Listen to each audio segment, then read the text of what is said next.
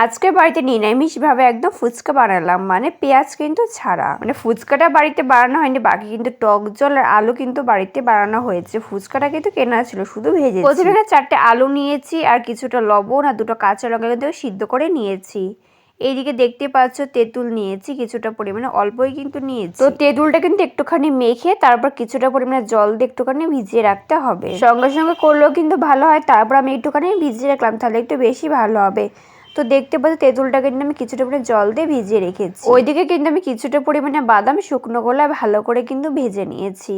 আসলে যেহেতু নিরামিষভাবে করবো তার জন্য কিন্তু এর মধ্যে কিছুটা পরিমাণে বাদাম দেবো, মানে ছোলা বাদাম দিলে কিন্তু একটু বেশি ভালো লাগে। আসলে যেহেতু এই মাসটা আমরা নিরামিষ খাচ্ছি তার জন্য কিন্তু ফুচকাটা বাড়িতে বানানো একদম পেঁয়াজ ছাড়া, মানে নিরামিষভাবে। এখানে কাঁচা বাদাম দিলে কোনো সমস্যা ছিল না, তারপর আমি একটু বাদামটা ভেজিলাম যদি একটু বেশি ভালো লাগে খেতে। আমি শুকনো গোলা বাদামটা কিন্তু হালকা ভেজে নিয়েছি, তার বাদামটা তুলে কড়াই দিয়েছি বেশ কিছুটা পরিমাণে তেলটা দিয়ে তেলটা হালকা গরম হয়ে গেলে তার মধ্যে আমি দিয়ে দিয়েছি পাঁপড়গুলো, মানে ফুচকার পাঁপড়গুলো দেওয়ার সাথে সাথে দেখতে পাচ্ছ ফুচকাগুলো কিন্তু একদম গোল গোল টপর টপর হয়ে গেছে। বাড়িতে বানানো ফুচকার থেকে এই ফুচকার পাঁপড়গুলো কিন্তু বেশ মোটা হয়, মানে একদম মোটা মোটা হয়, মানে খেতে ভালো লাগে। তো দেখতে পাচ্ছ এখানে কিন্তু বেশ অনেকগুলো কিন্তু ফুচকা ভেজে নিয়েছি, সবগুলো তোমাদেরকে দেখালাম না, কয়েকটা ফুচকা দেখিয়েছি। এইদিকে কিন্তু বেশ অনেকগুলো ফুচকা ভেজে নিয়েছি। ওইদিকে যে তেঁতুলটা ভিজিয়ে রেখেছিলাম তার মধ্যে দিলাম কিছুটা পরিমাণে লবণ, আর তারপর দিলাম কিছুটা পরিমাণে চাট মশলা, আর দিলাম কিছুটা পরিমাণে জল। তারপর কিন্তু সেটা ভালো করে গুলে নেবো। আর এর মধ্যে আমি কিন্তু কিছুটা পরিমাণ লঙ্কার গুঁড়ো আর একটুখানি লেবুর রসও দিয়েছি, সেটা অবশ্য তোমাদেরকে দেখাতে একদম ভুলে গেছি। আর তোমরা চাইলে এর মধ্যে জল জলও দিতে পারো, যেটা বাড়িতে ছিল না তাই কিন্তু আমি দিই। এইদিকে যে সিদ্ধ করা আলুটা সেটা মেখে নিয়েছি, তার মধ্যে কিছুটা পরিমাণে লবণ, কুচি করে কেটে রাখা লঙ্কা, চাট মশলা, ভাজা বাদাম আর ভিজিয়ে রাখা কিছুটা ছোলা দিয়ে ভালো করে কিন্তু মেখে নেব। আর কিছুটা পরিমাণে দিয়েছেন জিরে ধনে গুঁড়ো, আর বাড়িতে ধনে পাতা ছিল না তাই ধনে পাতাটা কিন্তু দেওয়া হয়।